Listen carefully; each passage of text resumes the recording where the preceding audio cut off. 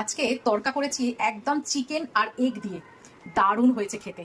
এইবারে গার্নিশিং করে দেবো। জাস্ট সামান্য একটু বাটার দিলাম, একটু ফ্রেশ ক্রিম দেবো।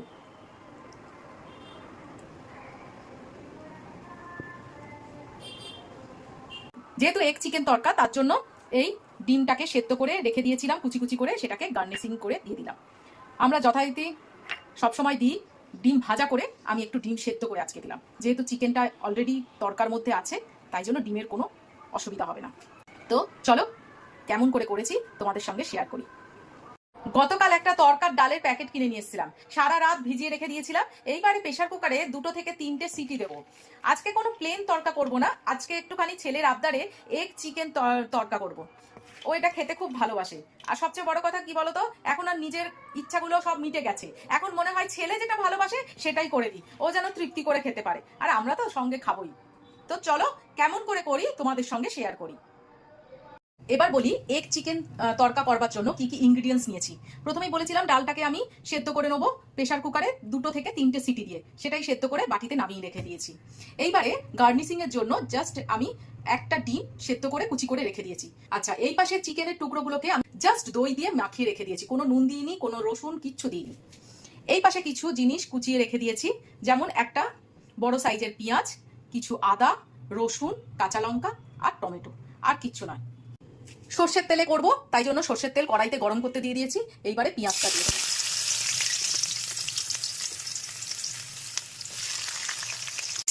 বেশি ভাজবো না, হালকা করে ভাজবো, তারপরে এক এক করে ইনগ্রিডিয়েন্টস গুলো দিতে থাকবো। একটা রান্নার ভিডিওতে আমি বলেছিলাম যে চিকেন এমন একটা জিনিস বা চিংড়ি মাছ এমন একটা জিনিস, যে কোনো তরকারি, এমনকি পেঁপের তরকারিতেও যদি দিয়ে দেওয়া হয় না, সেই পেঁপের তরকারি একদম রাজার হালে পাতে বসে থাকে। সেই রকমই এই এগ তরকা যখন করি, তার মধ্যে যদি ঘরে চিকেন থাকে সামান্য, সেই সামান্য চিকেন যদি একটু দিয়ে দেওয়া হয়, এর টেস্টই আলাদা হয়ে যাবে। পেঁয়াজ হালকা ভাজা হয়ে গেছে, এইবারে আমি সব কিছু একসঙ্গে দিয়ে দেবো। রসুন, আদা, কাঁচা লঙ্কা আর টমেটো।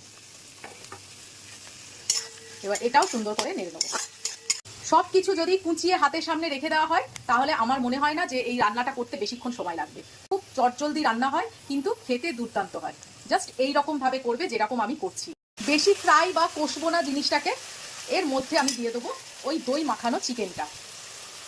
এবারে লো ফ্লেমে আস্তে আস্তে এটা হতে দেবো, তাহলে চিকেনটাও সেদ্ধ হয়ে যাবে আর আমার এই ইনগ্রিডিয়েন্টসগুলো ভালো মতো এর সঙ্গে মিশে গিয়ে ভাজা ভাজা হয়ে যাবে।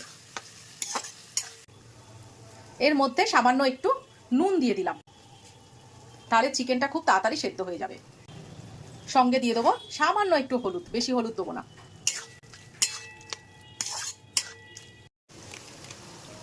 মাংস থেকে আর মশলা থেকে পুরোপুরি তেল ছেড়ে দিয়েছে, মাংসটা আমার সুন্দর করে সেদ্ধ হয়ে গেছে।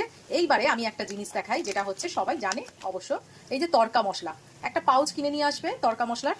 এইবারে তড়কা মশলাটা কিন্তু তড়কায় অবশ্যই দিতে হবে, না হলে কিন্তু সেই তড়কা যেটা আমরা বাইরে থেকে কিনে খাই, সেই টেস্ট আসবে না। একেই তো চিকেনের একটা সুন্দর গন্ধ এসছে, তার উপরে এই তড়কা মশলাটা দেওয়ার পরে না অদ্ভুত একটা গন্ধ আসে, যেটা তুমি রেস্টুরেন্টে যখন তোমাকে সার্ভ করবে যে গন্ধটা পাও, ঠিক সেই গন্ধটা। 5 মিনিট নেড়ে নিয়েছি মশলাটা দেওয়ার পরে। এরপরে আমি তড়কাটা দিয়ে দেবো। এই তড়কার ডালটা দিয়েও আমি বেশ কিছুক্ষণ নাড়বো। সামান্য একটু চিনি দেবো, জাস্ট সামান্য, যেহেতু আমি দই দিয়ে চিকেনটা মেখে রেখে দিয়েছিলাম, ব্যালেন্সের জন্য সামান্য একটু দিলাম। নুনটা টেস্ট করতে গিয়ে যেটা বুঝলাম, পুরোপুরি রেস্টুরেন্টের মতো টেস্ট এসছে, জানো তো, দারুণ হয়েছে। 5 থেকে 6 মিনিটের মতো আমি একটু কষে নিয়েছি এটা।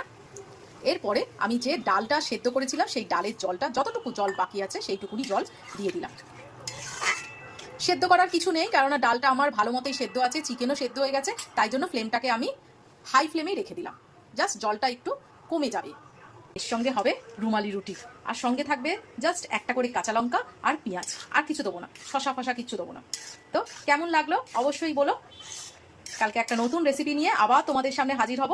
আজকের মতো টাটা। ও আচ্ছা, কাসুরি মেথি থাকলে অবশ্যই কাসুরি মেথি দেবে, খুব ভালো টেস্ট যাবে।